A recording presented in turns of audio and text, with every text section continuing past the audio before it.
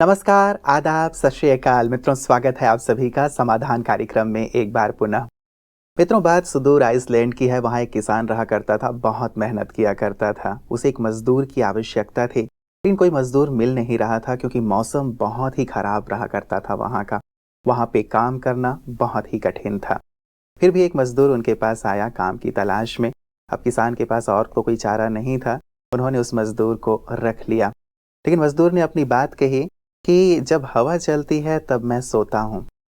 किसान की ये बात समझ में तो नहीं आई, लेकिन लगा कि ठीक है, हवा चलेगी, सो जाएगा, क्या प्रॉब्लम है। अब वो जो मजदूर था बहुत मेहनती था, सुबह से रात तक बहुत मेहनत किया करता था। एक दिन शाम के समय हवा चलने लगी। जब हवा चलने लगी तो किसान तो अनुभवी था, उसे पता चल गया कि अब तूफान आने वाला है, तो क्यों ना सब चीज़ों को व्यवस्थित कर लिया जाए। वो मजदूर के कमरे की तरफ भागा, वहाँ गया और बोला कि हवा चल रही है, तुम चलो, सारी व्यवस्थाएं करनी है, सब चीज़ों को सेट करना है। मजदूर ने कहा, मैंने तो पहले ही आपसे कहा था कि जब हवा चलेगी तब मैं सोता हूँ, अभी मैं सो रहा हूँ। किसान को बहुत गुस्सा आया कि अभी तूफान आने वाला है और इन मौके पे ये काम नहीं कर रहा है। वो भागा भागा गया और जाकर के उसने देखा कि जो फसल कटी हुई थी, अच्छी तरह से उस मजदूर ने उसे बांध दिया था और उसे ढक के भी रख दिया था। पशुओं के वहाँ पे जब जाके देखा दड़बे की तरफ, तो वो भी बहुत अच्छी तरह से सभी को बांध के उसके दरवाजे को उन्होंने व्यवस्थित करके रखा हुआ था। अब किसान की बात ये समझ में आई कि शायद ये इसलिए कहा करता था कि जब हवा चलती है तो मैं सोता हूँ, कि पहले ही ये सारे काम कंप्लीट कर लेता है। बहुत खुश हुआ वो। मित्रों, कई बार कुछ विद्यार्थियों के साथ ऐसा होता है कि सारी साल तो पढ़ाई नहीं करते और अंत में आकर के बहुत परेशान होते हैं। यदि सारी साल अच्छी मेहनत की जाए तो अंत में कोई तनाव नहीं होगा। वैसे ही यदि हम प्रतिदिन कुछ कुछ बचत करते रहें तो ज़रूरत के समय पे हमें किसी के सामने हाथ नहीं फैलाना पड़ेगा। तो ये बहुत अच्छी बात है ना। हम अपने जीवन में क्यों ना अख्तियार कर लें और क्यों ना ये बात कहें कि जब हवा चलेगी तब हम चैन से सोएंगे। बहुत सुंदर वाक्य है, अपने जीवन में हम इसे शामिल करें और आने वाले तूफान के लिए स्वयं को तैयार रखें। आइए इस सुंदर बात के साथ आज के समाधान की शुरुआत करते हैं। अभिनंदन करते हैं आदरणीय भ्राता जी का।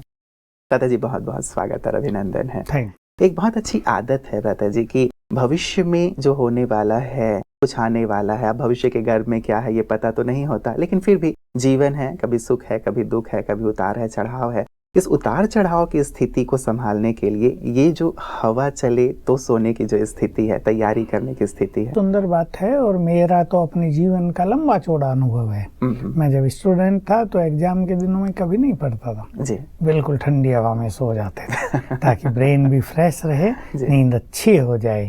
तो पहले से ही तैयारी कर लेना, ये तो एक सफलता का मार्ग है। ठंडी पड़ने वाली है और हम उसकी कुछ भी तैयारी न करें तो परेशानी तो होगी ही। गर्मी बहुत तेज आने वाली है, तूफान आने वाला है और हम उसकी जरा भी चिंता न करें तो वो नष्ट तो करेगा हमें। इसलिए हर चीज की पहले से तैयारी कर लेना ये बहुत आवश्यक है। और ईश्वरीय मार्ग पे चलने वालों के लिए तो एक परम आवश्यक बात हो गई, क्योंकि आने वाला समय बहुत क्रिटिकल है, बहुत भयानक समय हमारे सामने आने वाला है।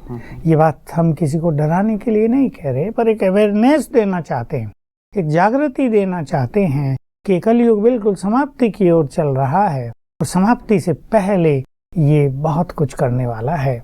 इसलिए अपनी मानसिक स्थिति को बहुत पावरफुल बना लें ताकि जो कुछ भी आए हम उसे आराम से फेस करें और हर चीज हमें पावर दे, हर चीज हमारे सोए हुए विवेक को जगाए, हर चीज हमें आगे बढ़ाए, रोक न दे।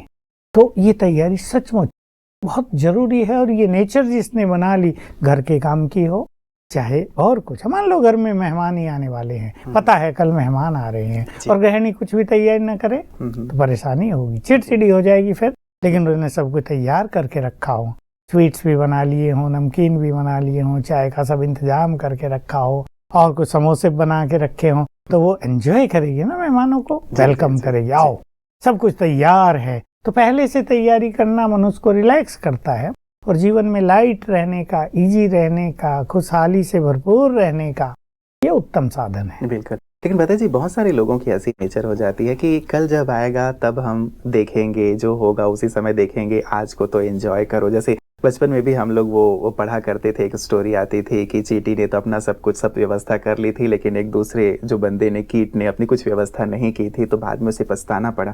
तो एक नेचर सी हो गई है व्यक्ति की कि कल देख लेंगे जो होगा, आज को तो एंजॉय कर लो, तो इसमें वो थोड़ा सा अलबेला और आलसी टाइप का हो जाता है। ऐसे नेचर को कैसे ठीक करें? कई लोगों को काम ही इतने हो गए हैं या टेंशन इतनी पाल ली है कि वो कल का सोचे तो और टेंशन हो जाती है, इसलिए सोचते हैं यार मारो गोली, कल जो होगा देखा जाएगा, आज को तो ठीक कर लो।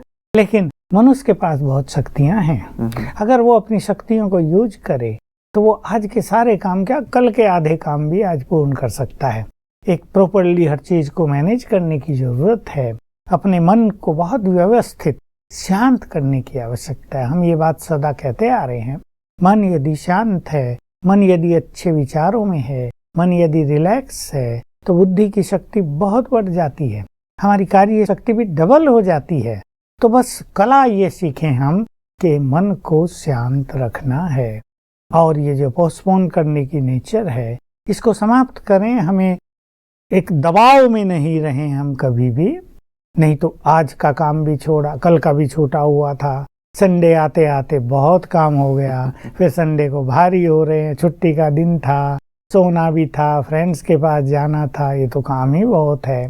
तो आज का काम आज समाप्त करना, सब अपनी इसको नेचर बनाएं, और जो स्टूडेंट हैं वो भी साथ साथ अपने लेसन्स को तैयार करते रहें, तो कुछ भी दिक्कत नहीं होगी और जीवन सुंदर हो जाएगा।